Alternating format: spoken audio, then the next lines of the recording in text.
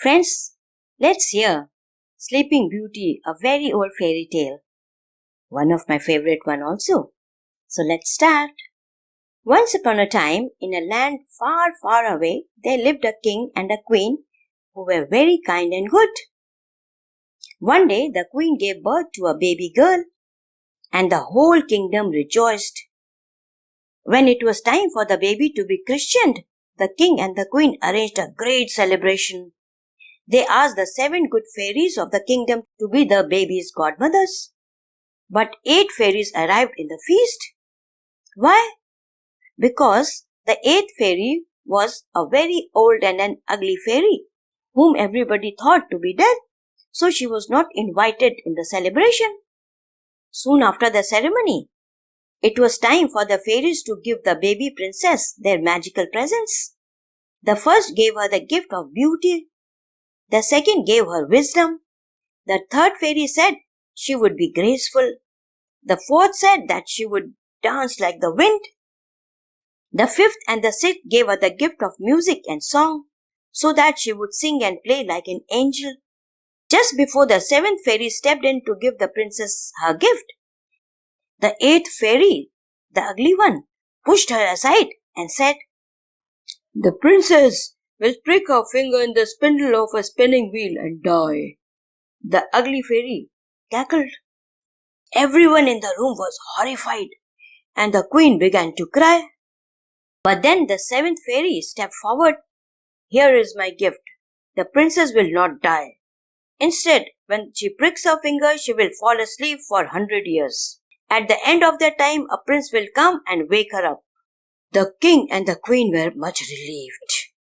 But even so, they ordered every spinning wheel in the kingdom to be destroyed. They couldn't bear to think of anything hurting their dear daughter. The years passed, and the princess grew into a lovely young girl, as wise, beautiful, and graceful as the fairies had promised. On the day of her 16th birthday, she was wandering through the castle when she came to a small room in a tall tower. Inside, an old woman sat spinning thread. "My dear," cackled the old woman, "come here and try this for yourself." As soon as the princess's hand touched the spindle, she pricked her finger and fell to the ground in a deep sleep. For that old woman was no one but that wicked fairy who had cursed her. When the king and the queen discovered their daughter, they were heartbroken, for they knew now that she would not wake for 100 years. They called for the palace guards, who gently laid the princess on a golden stretcher and carried her to the royal bedchamber. There they placed her on a bed with silken pillow and velvet covers. The king and the queen watched over her and cried, "Oh, my dear, what will we do without you, our darling daughter?" And the fairy who had saved the princess's life heard what had happened. She was very worried that the princess would wake up in a world where she knew no one. So she came again, and she cast a spell over the whole castle. Everyone from her parents, guards and the kitchen maids to the gardeners to the cooks, and even the princess' pet dog fell into deep, deep sleep. Then the fairy made tall trees and sharp twisting brambles grow around the castle, surrounding it with thick thorny wall that no one could get through. Only the very tops of the castle towers could be seen. And so 100 years went by.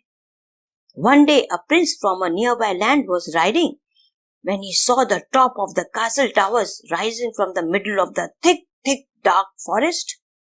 He asked some of the country people about it, and they told him the story of the Sleeping Beauty. Many people have wanted to get through those thorns, but they have all died trying. They told him. The prince was determined to be the one who succeeded. He set off towards the mysterious castle, because no one had been there for a long, long time. And to the prince's amazement, the thorny brambles and the twisting branches of the dark trees let him pass through them easily. He reached the castle door and went inside. The princess walked through many halls and chambers, where he saw people and animals sleeping as if they were dead. He searched every room and every chamber until he came to the very last one, which was very beautiful and where the princess slept. As soon as he saw the princess, he cried, "Oh, princess, you are more beautiful than the most delicate rose that I have ever seen."